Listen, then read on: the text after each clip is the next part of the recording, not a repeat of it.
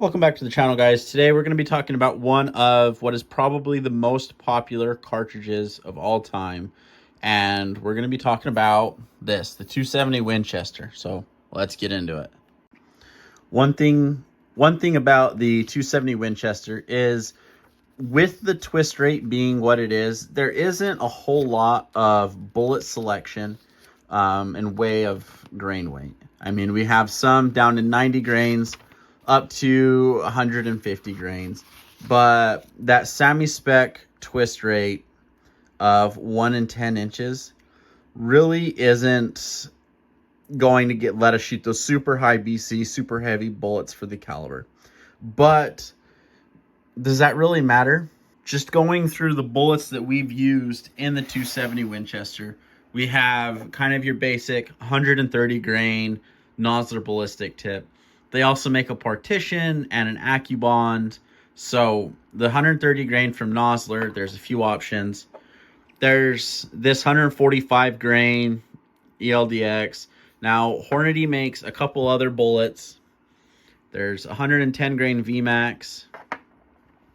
There's 130 grain SST, and I'm sure they have other options as well.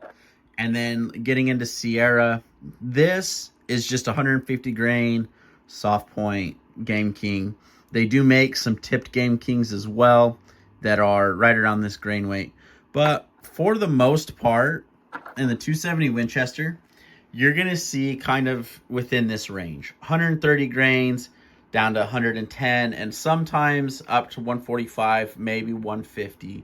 You might get lucky and see something around 160 grains, but that's not as common as some of these others. So, like I said, we have bullets from 145, 130, 150 grains that all work with that twist rate of barrel for the 270 Winchester. But we also get into factory ammunition. Now, these are some of the more common ammunitions that I have found for the 270. You know, you have all of Nosler's stuff right around 130 grains. These are just the partitions. Then you have Winchester Super X, Federal Power Shock, and Hornady SST Super Performance ammunition. So even the factory ammunition that you can find, it's going to be right around this 130 grain mark. So is the 130 grain bullet really going to be the best bullet for the 270? Or is that just kind of the old standard that we've all landed on and we've all kind of just come to adopt? If you're new to the channel, we recently did a series on an update for the 270 Winchester. And in it, we talked a lot about the 145 grain ELDX by Hornady. And we got decent groups with it. We got good velocities. But it really brought up the question, though. Yeah, we can update the 270 Winchester. We can try all we want to make it better. But realistically, what is going to be the best bullet weight for the 270 Winchester? Okay, and for each of these bullets, we're going to have them zeroed at 100 yards. Velocities in feet per second, and drop is going to be in inches. And then velocity to expand, or the velocity that we need to have so that the bullet will expand on game, is roughly going to be 2,000 feet per second. Because if you're using a bonded or a solid copper bullet, you're going to need 2,000 feet per second for that bullet to expand. If you're using something more frangible, kind of like this bullet, which is a Nosler ballistic tip, or the SST, you can go probably a little lower than 2,000 feet per second. But we're going to set that as the standard so that regardless of the bullet construction, we guarantee expansion on game like elk and mule deer and animals like that. And then one big thing we're going to take into account is to have a maximum hunting range of 400 to 450 yards. That's about the max ethical range for your average shooter. So realistically, we don't need to worry much beyond that outside of maybe shooting steel or stagnant targets out beyond that range. So if we can achieve 2,000 feet per second at this range, we're going to consider it a win, and we're going to consider it sufficient for hunting. The first one here is going to be something like 110 grain VMAX bullet. They're going to be lighter on that end. You can find some CXs and some copper bullets in this weight. I know Barnes makes something in this weight class as well. So we'll kind of take a look and see what the numbers look like. So at the muzzle, we're going 3,428 feet per second. That's what we've tested in this Tikka T3X. And then, like we said, 0 to 100 yards, we're going 3,142 feet per second. At 500, we have about 37 inches of drop. And then at 1,000, we have 278.34 inches of drop. So that's quite a bit there. And then we go below that 2,000 feet per second at roughly 550 yards. Somewhere right around there, you're going to cross that threshold that we set for bullet expansion. So realistically, that's a really light bullet. And we start off going pretty fast, but then it dives off pretty quick for velocity. And we have a max range of roughly 550 yards. So that's well beyond what we set as the ethical hunting ranges. Then we have 130 grain bullet. That's something like this Hornady SST, or you could get into the Federal PowerShock Winchester Super X, or any one of those Nosler bullets. I'm sure Barnes makes a bullet in this weight. So it's a pretty common weight for the 270 Winchester. And we're starting off at 3,000 feet per second. That's just where I have found the best velocity for accuracy in hand loads with this 270. So that's what we have for the muzzle velocity. And then going down, we're going to reach 2,000 feet per second right around 525 yards. So not as far as this 110 grain bullet, but still sufficient enough to take game out at 450 yards.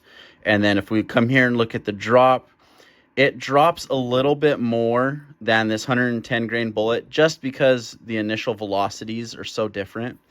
But getting out to that 1,000-yard mark, it's definitely flatter.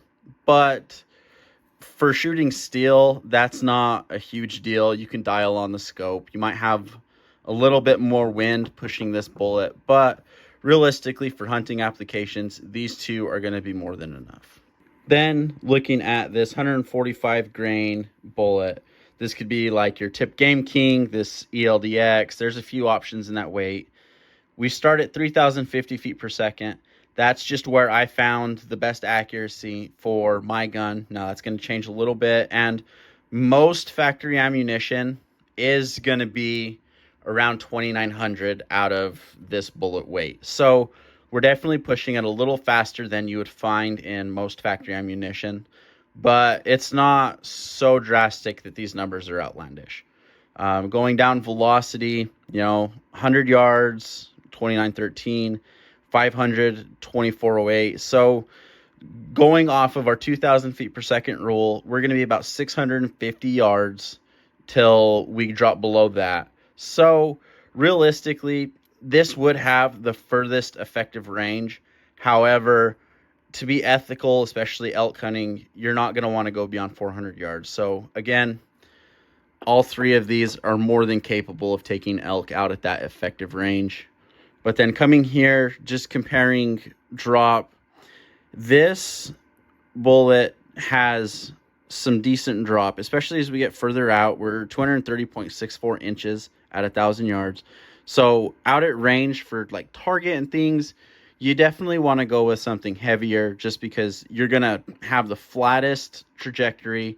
The wind's not going to push these as much because they do have a higher BC. Well, given that the 270 Winchester is 100 years old, it still keeps up pretty well with the competition. And these newer bullets like this ELDX or those Tip Game Kings burger bullets, they definitely stretch the range on the 270 a little bit more than something like this 130 grain ballistic tip or any of the other 130 grain bullets that you can load for the 270 Winchester.